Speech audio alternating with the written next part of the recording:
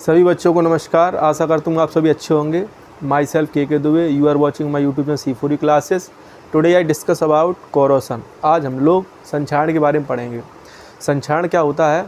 जो reactive metal होती हैं वे वायुमंडल के संपर्क में आने पर उनकी सतह धीरे धीरे मलिन होने लगती है, या हम कहें वो ख़राब होने लगती है। इस क्रिया को संक्षारण कहा जाता है।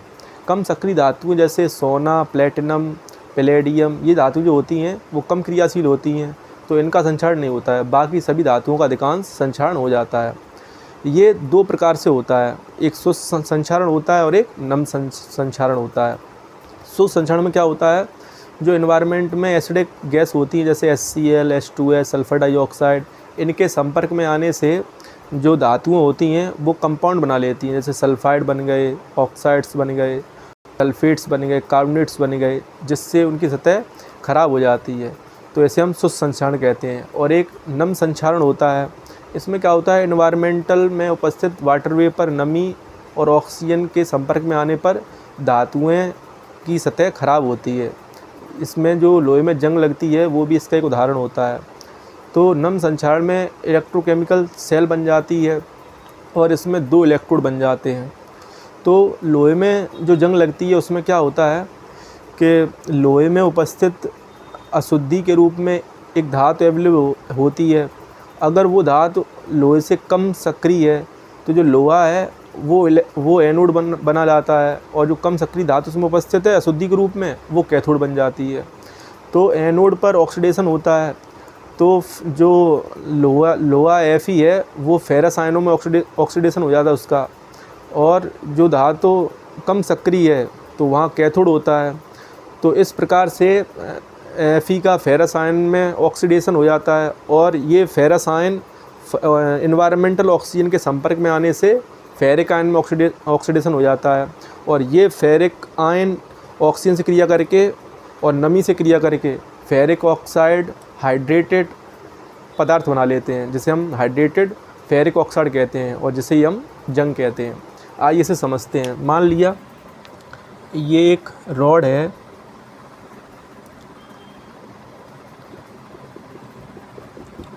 ये एक लोहे की रॉड ले ली मान लो। इसमें अशुद्धि के रूप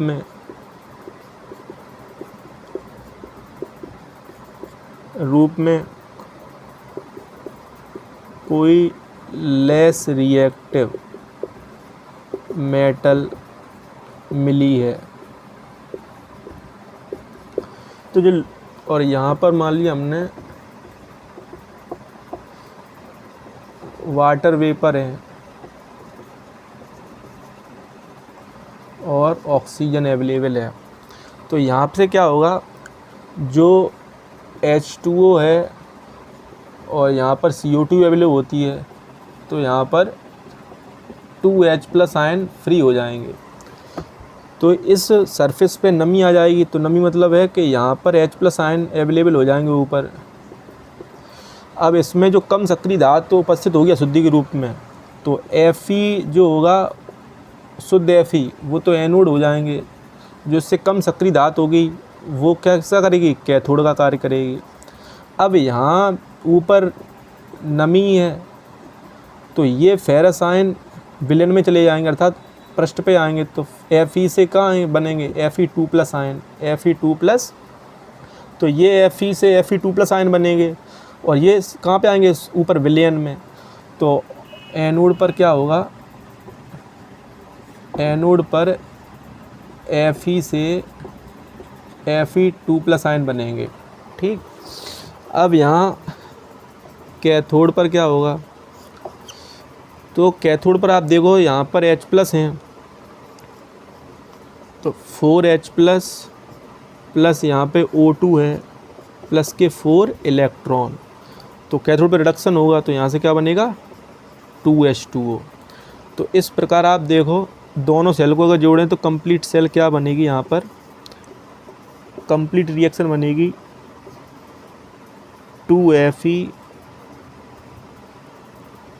2Fe प्लस O2 4H+, तो यहाँ से बनेगा 2Fe2 प्लस के 2H2O। इस प्रकार से इस सेल में Fe से Fe2 बन जाएगा। ये Fe2 और 4H2O ये जो हैं वो ऑक्सीजन के द्वारा, इन्वायरमेंटल जो ऑक्सीजन है इसके द्वारा ऑक्सीडाइज होकर क्या बनाएंगे, ये बनाएंगे फेरिक ऑक्साइड। तो ये फेरस आयन और ये 2H2O ये इन्वायरमेंटल ऑक्सीजन के द्वारा फर्दर ऑक्सीडेशन होकर क्या बनाएंगे, फेरिक ऑक्साइड। और ये फेरिक ऑक्साइड नमी, तो ये नमी है यहाँ पर, तो इसके बहुत सारे हमने मान लिया एक्स मॉलिक्यूल्स हैं, तो ये फेरिक ऑक्साइड नमी को संयोजित करके बनाएगा Fe2O3.XH2O। इसे हम कहते हैं हाइड्रेटेड फेरिक ऑक्साइड और यही रस्ट कहलाती है। तो लोहे की परत पर लाल भूरे रंग की एक क्या चढ़ जाएगी, इसके ऊपर लाल भूरे रंग की रेड ब्राउन कलर की लेयर चढ़ जाएगी और इस लेयर को ही हम लोग रस्ट कहते हैं। अब इससे कैसे बचा सकता है, तो इसके ऊपर अगर हम लोग टिन की परत चढ़ा दें तो टिन कम सक्रिय है तो इसका संक्षारण रुक जाएगा। इसके ऊपर अगर जिंक की परत चढ़ा दें तो इसका संक्षारण रुक जाएगा। और इससे अगर हम किसी फॉस्फेट में डिप करा दें, तो अगर हम इसे सोडियम फॉस्फेट में डिप करा दें लोहे की छड़ को, तो इसके फेरस फॉस्फेट की परत चढ़ जाएगी जिससे कारण इसका संक्षारण रुक जाएगा। तो इस प्रकार से धातु की अशुद्धि संक्षारण प्रभावित करती है, H+ की कंसंट्रेशन भी संक्षारण प्रभावित करती है। तो ऐसे बहुत सारे फैक्टर हैं जो कोरोसन को प्रभावित करते हैं। तो हमें यह रखना है, अगर किसी लोहे में अशुद्धि होगी तो उसमें जंग जल्दी लगेगी, और प्योर रॉड है तो उसमें जंग कम लगेगी। तो इसका बनने के कारण इसमें रेडॉक्स युग्म बन जाता है, तो इसमें रेडॉक्स रिएक्शन होने के कारण लोहे में जंग लग जाती है। अगर आपको ये वीडियो अच्छा लगा हो तो आप इसे शेयर कीजिए, और आपके कोई भी डाउट्स हो तो कमेंट टाइप कीजिए, और चैनल पर नए हैं तो सब्सक्राइब कीजिए। Thank you.